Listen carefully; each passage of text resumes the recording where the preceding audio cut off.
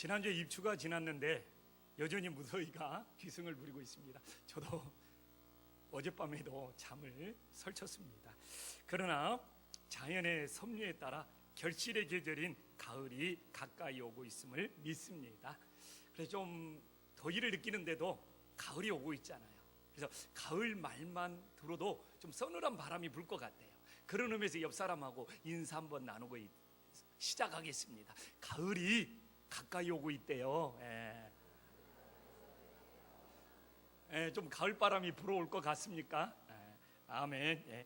오늘 본문의 흐름은 우리가 19장 1절에 보면 이스라엘 자손이 애굽 땅을 떠난 지 3개월이 되던 날 그들이 시내 광야에서 이르렀습니다. 이게 시내 광야에 이르렀다는 것이 굉장히 중요해요. 여기서 일개 19장 20절에 보면 모세가 이제 시내산에 올라가서 하나님의 말씀을 받고, 그렇기 때문에 너무 어떻게 보면 중요한 장소에 도착한 것이죠. 그런데 오늘 32장 1절에 보면 모세가 산에서 내려오는 것이 더딤을 보고 이스라엘 백성들이 우리를 위하여 우상을 만들어 달라고 아론에게 요구를 하고 있습니다. 그래서 백성들이 모세를 기다리지 않고 아론에게 우상을 만들어 달라고 한 이유가 도대체 무엇입니까? 그래서 저는 오늘 그 의문들을 풀어가면서 하나님이 우리들에게 주신 교훈이 무엇인지를 깨닫고 우리들의 삶에 적용할 수 있는 은혜로운 시간이 되기를 간절히 소망합니다. 저는 사실 오늘 본문을 보면서 놀랐어요. 32장을 보면서 아론이 당연히 나는 우상을 만들어 달라는 것을 거절할 줄 알았어요. 근데 4절에 보니까 오히려 아론이 그의 손에서 금고리를 받아 부어서 조각칼로 새겨 송아지 형상을 만들어주고 있습니다. 이게 대체 무슨 일이에요? 그래서 저는 왜 백성의 요구로 아론이 이렇게 송아지 형상의 우상을 만들어줬는지 참 궁금했거든요. 그래서 제가 궁금했던 걸 질문으로 던지면서 우리 성도님들과 나눌 수 있기를 간절히 소망합니다.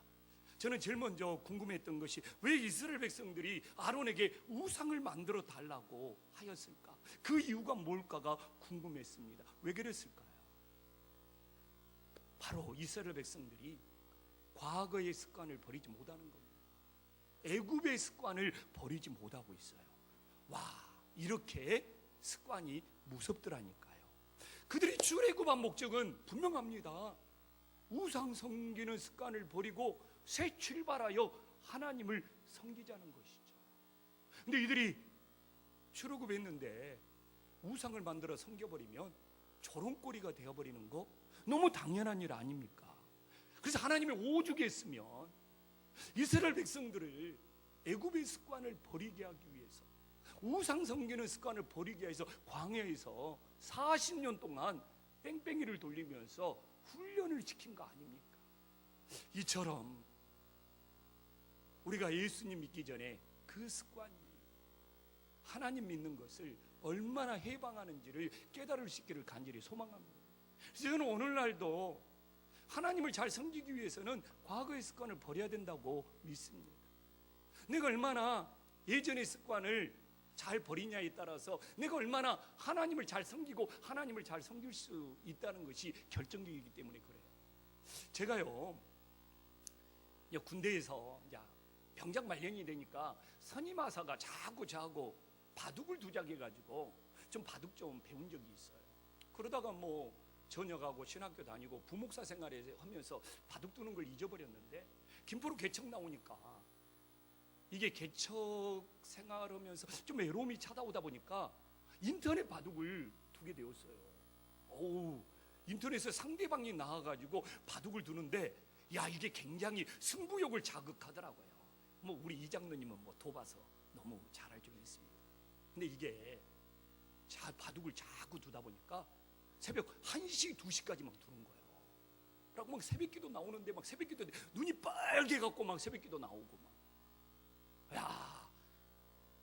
이게 재밌기는 하는데 저는 새벽기도를 드려야 되잖아요. 그리고 새벽 1시, 2시, 어찌되는 3시까지 바둑이 진짜 도끼자루 썩는 줄을 모른다는 말을 실감했습니다. 근데 내 몸이 죽을 것 같더라고요.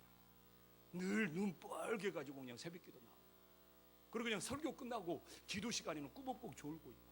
근데 이게 바둑두는 습관을 끊으려고 하는데 이게 쉽냐고요. 정말 예를 먹었습니다.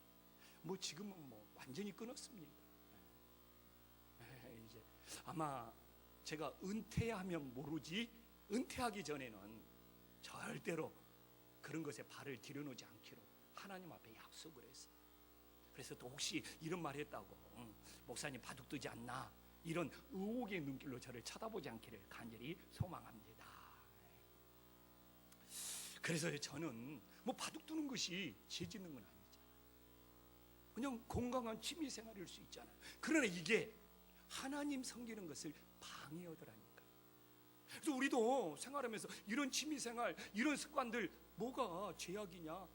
건강한 취미 생활이 될 수 있지. 그러나 혹시 그것도 내가 하나님을 섬기고 하나님 만나는 것을 방해하고 지장을 초래한다면 절대도 할 수 있고 끊어버릴 수 있는 결단이 예전의 습관을 버리고 하나님을 사랑할 수 있는 믿음의 길이 됨을 깨달으시기를 간절히 소망합니다. 또한 아론은 이스라엘 백성들의 요구에 어떻게 반응했습니까? 아론이 그들의 요구를 거절해야 되는데 적극적으로 수용을 했어요. 어떻게 이럴 수가 있습니까? 그래서 그들의 요구는 뭡니까? 1절에 보면 정확히 나옵니다. 우리를 위하여. 여기서 우리를 위하다는 것의 원뜻을 보면 자신들의 만족을 채워달라는 거예요. 지금 자신들이 불만족스럽다는 거예요. 그래서 우리를 위하여 우리의 만족을 채워달라는 거예요. 그러나 우리는 이스라엘 백성들이 출애굽한 이유는 뭡니까? 하나님을 위하여. 그들은 출애굽했잖아요. 그러나 자신들을 위하여 자신들의 만족을 채워달라는 겁니다. 근데 어떤 종교든지요, 자신들의 만족을 위하여 신을 찾는다는 것은 기복적인 종교로 전락할 수밖에 없습니다. 그래서 만약 우리 기독교 신앙도 내 만족을 채우기 위하여 오늘도 예배를 드리고 하나님을 찾고 있다면 기복적인 신앙이 되는 거예요. 우리의 신앙은 분명히 우리 자신을 위하는 것이 아니라 하나님을 위하는 믿음으로 변화되기를 간절히 소망합니다. 그럼 뭔가 허전해져. 그러면 우리들이 신앙생활 하는데 나는 뭐가 됩니까? 근데 하나님의 섭리는 뭡니까? 우리들이 하나님을 위할 때 하나님께서 우리의 필요를, 우리를 더 잘 위해 주시는 은혜의 역사가 일어남을 믿으시기를 간절히 소망합니다. 내가 내 자신을 위해서 신을 찾는 것은 기복적일 수밖에 없는 거예요.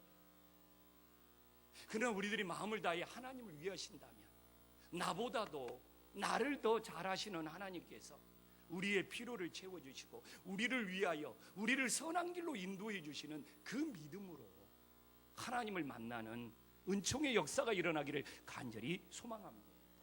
그래서 우리는 우리를 위하는 자신의 만족의 신앙을 내려놓고 하나님을 위하는 믿음으로 나아갈 때 하나님께서 우리의 필요를 더 잘 채워주시는 축복의 역사가 일어나기를 간절히 소망합니다. 그러면 이제 아론이 그들의 요구를 들어줬잖아요. 그들의 요구를 들어주는 결과는 뭡니까? 놀랍게도 그들의 신앙이 혼합되고 있더라고요. 5절에 봐보십시오. 아론이 우상을 만들어 놓고 뭐라고 말합니까? 여호와의 절기를 지키자는 거예요. 이게 큰일 날 일입니다. 무슨 일입니까? 지금 애굽 신앙과 야훼 신앙, 여호와의 신앙을 섞어서 혼합 신앙으로 만들어 버리고 있습니다. 근데 어떤 종교든지요, 신앙이 혼합되면 자신의 정체성, 자신의 아이덴티티를 잃어버리고 이게 부패하게 되는 거예요. 그런데요, 사람의 심리는요, 혼합시키면 편리해. 문제를 쉽게 해결할 수 있어요. 교회가 세상과 혼합되어 보십시오. 굉장히 신앙생활하기 편리합니다. 교회 다녀도 제사 지내도 괜찮아. 교회 다녀도 술 담배 다 해도 괜찮아. 교회 다녀도 이게 굉장히 편리해집니다. 교회 다녀도 세상 거 다 해도 되네. 그래서 천주교에 그런 편리함 때문에 교회 다녀도 제사 지낼 수 있고 교회 다녀도 세상 걸 수 있다는 것 때문에 천주교 다니는 사람이 지금 얼마나 많습니까? 그렇게 되면요, 교회가 자신의 정체성을 잃어버리고 부패하게 되는 거예요. 타락하게 되는 거예요. 이 문제를 해결할 때 혼합시켜버리면 편리해요. 그러나 그 안에서는 그 정체성, 그 거룩함을 잃어버리는 거예요. 우리는 알아야 돼요. 우리가 하나님을 믿는 것은 편리하기 위해서 믿는 것이 아니고, 우리들이 불편해질지라도 하나님의 거룩함을 지키는 것이 진정 주님을 따르는 것이 됨을 믿으시기를 간절히 소망합니다. 그래서 오늘도 신앙생활 편리하게 하려면 세상과 섞어놔 버리면 돼요. 쉬워요. 가정의 불화나 다툼도 없어요.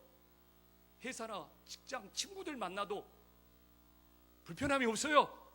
그러나 거룩함을 지키려고 해보십시오.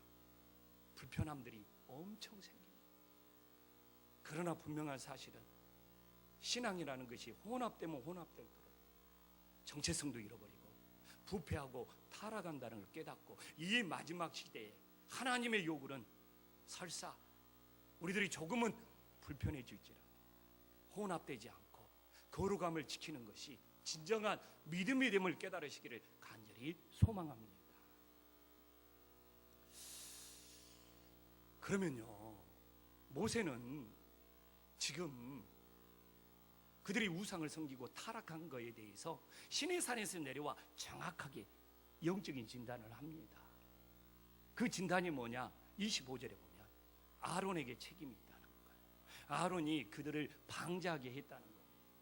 그래서 오늘 본문을 보면서 방자함의 의미가 무엇인지를 모르면 하나님의 뜻을 깨달을 수가 없습니다. 오늘 범죄의 주동자는 아론입니다. 그래서 저는 이 본문을 볼 때마다 늘 납득이 되지 않아요. 이렇게 아론이 백성들을 방자하게 했는데 어떻게 아론이 심판도 받지 않고 죽지도 않고 제사장이 되었느냐? 저는 사실 납득이 되지 않았어요. 그럴지라도 우리가 먼저 아론이 그들을 방자하게 했다는 의미는 무엇입니까?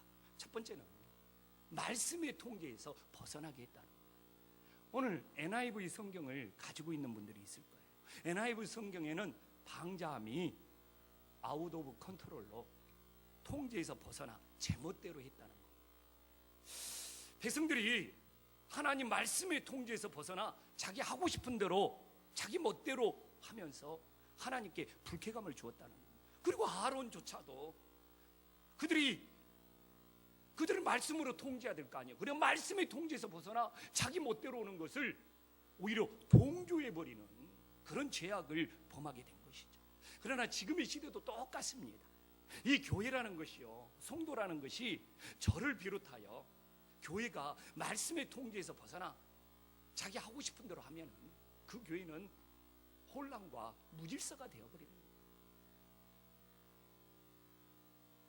그래서 저는 정말 말씀의 통제에서 벗어나 자기 멋대로 하는 것, 그건 사망의 길이고 멸망의 길이잖아요.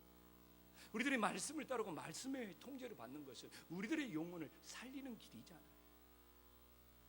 그래서 우리들이 오늘도 말씀의 통제를 받아 영적인 질서를 세움으로 우리 교회의 평안과 우리들의 삶에 무질서가 아닌 영적인 질서와 평안이 찾아오는 은혜의 역사가 일어나기를 간절히 소망합니다. 그러면 또 이렇게 방자하다는 것이 두 번째로는 어떤 의미가 있습니까? 벌거벗는다는 의미가 있습니다. 백성들이 하나님께 불쾌감을 줄 정도로 자기 멋대로 한 것에는 어떤 행동이 있었겠습니까? 킹 제임스 버전을 보면은 이 방자하게를 원문의 뜻을 굉장히 잘 살려서 벌거벗은 네이키드로 참 잘 번역해 놨어요. 이게 무엇이냐? 이들이 말씀의 통제에서 벗어나 그냥 벌거벗은 모습으로 우상 앞에서 춤을 춘 것이죠. 그래서 우리 기독교에서는 벌거벗은 것은 영적인 수치예요. 우상 앞에서 그들이 벌거벗고 춤을 추는 그런 음란한 행위를 하지만 우리 기독교에서는 벌거벗은 것이 영적인 수치예요. 그래서 계시록 3장 18절에 보면 라오디아 교회에게 흰 옷을 사서 입어 벌거벗은 수치를 뭐라고 말합니까? 보이지 않게 해라. 그래서 벌거벗은 것은 영적인 수치예요. 그리고 계시록 3장 4절을 봐보십시오. 벌거벗은 것이 영적인 수치라면 흰 옷을 입은 것은 뭐예요? 하나님 보시기에 합당한 믿음이 되는 거예요. 그래서 오늘도 우리들이 벌거벗은 영적인 수치가 아니라 하나님의 말씀을 따름으로 흰 옷을 입은 합당한 영혼들이 될 수 있기를 간절히 소망합니다. 옆 사람 한번 봐보십시오. 혹시 영적으로 벌거벗고 있지 않는지. 옆 사람한테 인사 한번 나누겠습니다.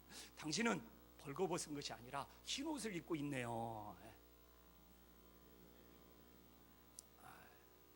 오늘 윤여문 장로님 너무 좋아. 딱 이게 흰 옷을 입고 와서. 근데 검정 옷을 입고 있는 사람은 나 오늘 검정 옷이. 근데 이게 영적인 의미잖아요. 그래서 우리들이 진짜 하나님의 말씀의 통제에서 벗어나면 영적으로 벌거벗은 수치스러운 인생이 되는 것이죠. 그러나 하나님의 말씀의 통제를 따름으로 우리들이 하나님 보시기에 합당한 영적인 흰옷을 입은 믿음의 자녀들이 될 수 있기를 간절히 소망합니다. 또한 방자하다는 또 하나의 의미는 영적으로 타락했다는 것이죠. 리빙 바이블을 보면요, 벌거벗은 모습을 성적인 타락까지 연결해서 의미를 부여하고 있습니다. 그래서 여하튼 우상 앞에서 벌거벗은 모습으로 춤을 추는 것은 영적으로 타락한 것이 분명하죠. 그 벌거벗은 모습이 음란했든지 아니면 성적인 타락까지 있었는지 리빙 바이블은 그렇게까지 했을 거라고 언급을 하고 있어요. 분명한 영적인 타락이죠. 그래서 영적인 타락은 하나님보다 다른 것들을 더 사랑한 결과가 되는 것이죠. 오늘날도 성도님들이 세상에 어떤 것보다 하나님을 사랑한다면 영적인 순결을 지켜야 하는 거예요. 저는요, 지금의 시대의 과제가 뭐냐? 영적인 순결을 지키는 거라고 생각을 합니다. 하나님보다 세상에 좋아할 것들이, 즐길 것들이, 취미 생활할 것들이 지금 시대는 넘쳐나고 있어요. 연세가 드신 분은 드신 분대로 하나님보다 세상에 더 즐거운 것들이 많고요. 어린 세대로 내려가면 그들 나름대로 그것이 게임이든 뭐든 하나님보다 더 재밌는 것들이 많아요. 그래서 저는 이 시대의 중요한 숙제 중에 하나가 뭐냐? 얼마만큼 다른 어떤 것보다 하나님을 사랑하는 영적인 순결을 지킬 수 있느냐. 이것이 저는 가장 중요한 영적인 싸움이라고 생각을 합니다. 만약에요, 우리가 하나님보다 다른 것들을, 세상을 더 사랑하면 이건 자기 멋대로 하면서, 제 멋대로 하면서 타락의 길을 가게 되는 거예요. 그러나 봐보십시오. 사람이요, 진심으로 사랑하는 대상 앞에서는 절대로 자기 멋대로 하지 않습니다. 부부가 살면서요, 서로 사랑하면요, 자기 멋대로 하지 않고 서로 배려하고 존중해 줍니다. 우리 김한원 장로님 부부 사이만 장로님 하고 싶은 대로 멋대로 합니까? 이건 부부 사이를 깨는 거죠. 진짜로 하는 이야기. 근데 저는 하나님하고 관계도 똑같다고 생각을 합니다. 하나님을 사랑하면 사랑할수록 통제에서 벗어나 내 하고 싶은 대로, 내 멋대로 하지 않습니다. 사랑하는 사이는 상대방에 대한 존중과 배려가 있거든요. 저는 부부 사이에서 제일 중요한 것이 뭐냐? 서로 사랑하면 사랑할수록 자기 멋대로 해서는 안 되는 거예요. 그것이 저는 부부관계를 유지하는 최고의 열쇠라고 생각을 합니다. 그래서 저는 우리 주 사람을 내가 사랑한다면 내 멋대로 하는 행동을 다스려야 되는 것이죠. 그래야지 부부가 화목하고 가정이 화목할 수 있는 것이죠. 저는 하나님을 향한 것도 이 시간 똑같습니다. 하나님, 우리가 진심으로 사랑한다는 것은 하나님 앞에 말씀의 통제에 벗어나 내 멋대로 사는 것이 아니라 하나님을 사랑하기 때문에 그 말씀을 따르며 순종하는 것이 진정한 하나님의 사랑의 길이 됨을 믿으시기를 간절히 소망합니다. 그러나 우리는 여전히 숙제가 남았잖아요. 오늘 본문에서 저는 아론이 심판을 받는 것이 납득이 되지 않아요. 저는 이렇게 성경을 보다 궁금하면 그 숙제를 풀어야 돼요. 오늘 28절을 봐봅시다. 이게 보통 일이냐? 3,000명이 죽었습니다. 근데 그 주동자, 그들을 방작에 있던 아론은 멀쩡해요. 죽지도 않아요. 심판받지도 않아요. 그리고 대제사장이 됩니다. 지금으로 말하면 이것이 적폐죠. 어떻게 이룰 수 있느냐? 근데 이 3,000명은 다 말씀의 그 연결을 보면 그들은 벌거벗고 음란하게 춤을 추다가 하나님의 심판을 받은 자들이겠죠. 세상에 생각해 보십시오. 그 많은 숫자가 벌거벗은 채로 음란한 춤을 추었다고 했을 때 얼마나 거기에 영적인 타락과 부패가 일어났겠습니까? 상상을 초월하는 것이죠. 그래서 이들이 심판받았다면 그들을 방자하게 만든 아론에게 책임이 있어야 되지 않습니까? 우리가 오늘 사절을 만들어 보면 아론이 조각도 해주고 다 만들어줬어요. 근데 여러 개를 살펴볼 수 있지만 24절에 봐보십시오. 뻔뻔하기 그지없어요. 뭐 그것을 뭐 불에 던지니까 송아지가 나. 그리고 그 위에 보면 뭐 이들은 원래 악하다, 뭐 책임 전가하고 이렇게 변명하고 참 뻔뻔스럽죠. 근데 이렇게 아론은 어떤 회개조차도 하지 않고 이렇게 변명, 책임 전가로 일관했는데 어떻게 대제사장이 됩니까? 저는 수용이 안 됐어요. 납득이 되지 않았어요. 그래도 막 왜 그랬을까? 막 그 이유를 찾으려고 막 몸부림치는 하나의 실마리는 풀었어요. 어떤 실마리냐? 오늘 32절에 보면 모세의 중보 기도예요. 참 모세의 눈물 나는 중보, 자기 생명을 건 중보 기도가 있습니다. 자, 한 목소리 함께 읽어보겠습니다. 시작. 자냐하시오 원하는 건데 주께서 기록하신 이게 자신의 생명을 건 중보 기도죠. 내가 죽어도 좋으니까 그들을 용서해주고 살려달라고.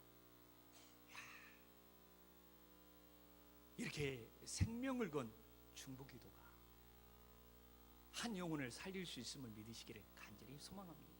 근데 성경에는 간혹 이런 일이 일어나요. 창세기 19장 29절에 보더라도 소돔과 고모라 성이 불심판을 받아서 아브라함의 조카 롯이 죽을 지경에 놓였는데 19장 29절에 봐보십시오. 아브라함을 생각하사 롯을 살려주는 것이죠. 아브라함의 중보기도 때문에. 그래요. 이제 하나님의 말씀을 보면서 실마리는 풀었습니다. 이렇게 생명을 건 중보기도가 한 영혼을 살릴 수 있구나. 실마리는 풀었어요. 근데 이게 저는 평신도라면 괜찮아요. 근데 아론은 대제사장이죠. 대제사장은 뭡니까? 백성들의 죄를 용서받을 수 있도록 중보를 쓰는 자리입니다. 제가 구약이기 때문에 중보라는 말을 쓰는 거예요. 신약에서는 예수님이 중보자이기 때문에 신약에서는 중보라는 말을 쓰면 안 되죠. 그러나 구약에서는 모세가 말 그대로 중보자고. 그렇기 때문에 제가 중보라는 말을 쓰는 겁니다. 아론이 대제사장이 아니었으면 저는 모세의 기도로 만족했을 거예요. 그러나 아론이 대제사장이 됐잖아요. 어떻게 자기가 회개도 않고 자신의 죄도 용서함 받지 않고 백성들의 죄를 용서해 달라고 하나님 앞에 예배를 드리는 대제사장이 될 수 있느냐? 이 부분에서 제 마음이 걸리는 거예요. 그런데 최근에 레위기를 통독하면서 해결을 받았어요. 계속 읽었는데 그렇게 연결을 못 시킨 거죠. 레위기 10장 19절에 보면 아론도 하나님 앞에 진심으로 회개했구나. 신선한 충격을 받았어요. 뭐 상황이야. 아론의 두 아들도 방자하게 다른 불을 들이다가 하나님의 진노로 심판받은 그 결과 속에 나온 내용이지만 레위기 10장 19절에 보면 오늘 내가 속죄 제물을 먹었더라면 여호와께서 어찌 좋게 여겼으리요. 와, 백성들의 눈치만 살피고 그런 사람들의 비만 맞췄던 아론이 하나님 마음을 살피는 거예요. 하나님을 좋게 하기 위해서 행동하는 거예요. 와, 너무 신선한 충격을 받았습니다. 그러면 오늘 이 고백을 하나님이 받으셨다는 증거가 있어야 되잖아요. 먼저는 레위기 10장 20절에 보면 모세가 너무 마음에 들어있어. 모세가 그 말을 너무 좋게 여겼어요. 야, 우리 형이 철들었나 보다. 이제 사람들 비 맞추고 사람들한테 끌려가는 것이 아니라 하나님의 마음을 맞추고 하나님을 좋게 하는 자가 되었나 보다. 모세의 마음에 들었어. 그러면 모세는 그러다 칠지라도 하나님까지 이 고백을 받으셔서 아론을 인정했는지를 살펴봐야 되잖아요. 그런데 레위기 11장 1절이 바로 나오잖아요. 레위기 11장 1절. 여기서 하나님이 모세와 아론에게 말씀을 주시고 계셔.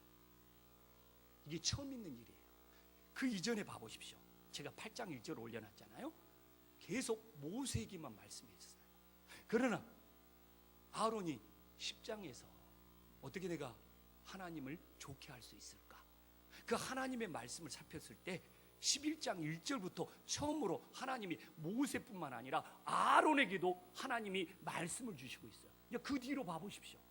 하나님이 모세와 아론에게 말씀을 주신다는 내용이 자주 나오고 있습니다.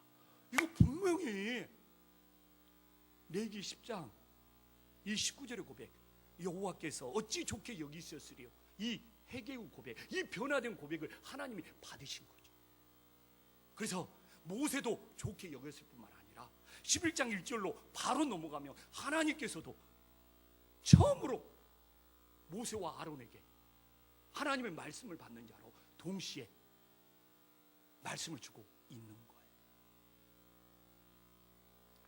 저는 너무 감사했어요. 진짜 아론이 회개도 하지 않았는데, 자기 때문에 3,000명이 죽었는데 어떤 책임도 지지 않고 어떤 회개도 하지 않고 대사장이 되었다? 이건 아닌 것이 아닌가 라는 숙제가 있었는데, 그래도 사람의 마음을 살피는 자가 아니고 이제는 어떻게 하나님을 좋게 할 수 있을까 라는 그 믿음으로 회개했다는 증거를 찾아서 큰 숙제 하나가 풀어졌습니다. 물론 모세의 중보 기도가 있었고 생명을 건, 그리고 아론도 이렇게 하나님 앞에 직접 회개했기 때문에 하나님이 대제사장으로 세웠구나. 그러면 우리도 아론처럼 하나님을 좋게 하는 믿음이 되기 위해서는 어떻게 해야 됩니까? 진짜 하나님의 마음을 살피는 자들이 돼야 돼요. 저는 중요하다고 생각합니다. 하나님의 뜻을 살피는 자가 되어야 된다고 생각합니다. 우리가요, 사람 관계도요, 상대방의 마음을 살피면 자기 멋대로 오지 않습니다. 제가요, 제 아내랑 살아보지만 제 아내의 마음을 살피지 않으면 막 자꾸 내 하고 싶은 대로 갑니다. 그러나 내가 내 아내의 마음을 살피면요, 내 멋대로 오지 않아요. 그래서 우리 아내가 사인을 줍니다. 내가 내 하고 싶은 것만 하면서 막 지내잖아요.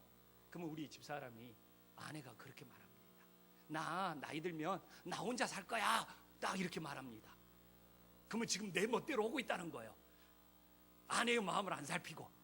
그러면 여보 나 당신 껍딱지로, 나 당신 껍딱지야, 나 버리면 안 돼 하면서 아내의 마음을 살피는 경우가 진짜 있어요. 이게 사람 관계도 동일한 거예요. 사랑하는 사람의 마음을 살피면, 상대방의 마음을 살피면 자기 하고 싶은 대로 하지 않습니다. 이게 사람 사는 법칙. 하나님하고도 저는 똑같다고 생각합니다. 우리들이 진짜 하나님을 사랑한다면 하나님의 마음을 살피고 하나님의 뜻을 살피다 보면 내 말과 행동이 하나님을 좋게 하는 건지 하나님의 영광을 가리는지 살피게 되는 것이죠. 신앙생활하면서도 뭐 하나를 하는 거, 뭐 하나를 하지 않는 거, 하나님의 마음을 살피면서 내가 지금 이 하는 것이 하나님을 좋게 하는 건가? 이 기도, 이 고민만 있다는 거예요. 그분은 진짜 하나님을 사랑하고 순종의 길로 가는 것이죠. 사람 사이도, 부부도 함께 살면서 서로의 마음을 살피고 정말 자기 하고 싶은 대로 하는 것을 절제하면서 살아야 되는 것처럼, 하나님 앞에서도 우리가 진짜 하나님을 사랑한다면 오늘 내 이 행동이, 오늘 내가 이걸 그만두는 것이, 내가 오늘 이걸 하는 것이 하나님의 뜻을 살피면서 정말 하나님을 좋게 하는 것인가 기도하고 고민할 때 하나님과 사랑의 관계가 깊어지지 않겠습니까? 그래서 저는 하나님과 사랑의 관계는 어떻게 보면 부부의 사랑의 관계, 이웃의 사랑의 관계와 동시에 다 흐르고 있다고 믿습니다. 그래서 오늘도 우리들이 폭염 속에 무더위에 불쾌해질 수도 없지만 자신의 말과 행동이 하나님의 뜻을 살펴서 하나님을 좋게 하는지 우리들이 기도하면서 나누는 믿음의 자녀들이 될 수 있기를 간절히 소망합니다. 기도하겠습니다.